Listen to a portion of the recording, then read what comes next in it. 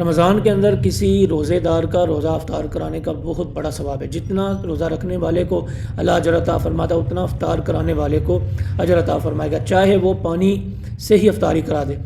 عمومی طور پر مسجدوں کے اندر، مدارس کے اندر یا روڈ پہ یا اور جگہوں پہ دسترخوان لگتے ہیں افطار کے لیے، لوگ پیسہ خرچ کرتے ہیں۔ خواہش یہ ہوتی ہے کہ روزہ دار یہاں سے آ کر افطار کریں، وہ کھجوروں کا اہتمام کرتے ہیں، کھانا بناتے ہیں، دیگر لوازمات بھی بنانے کی کوشش کرتے ہیں تاکہ روزہ دار آ کر افطاری کرے۔ لیکن افسوس کی بات ہے کہ مسجدوں کے اندر دسترخوانوں پہ جو روزہ نہیں رکھتے وہ بھی آ کر کھانا کھاتے ہیں، تو یہ سخت گناہ ہے۔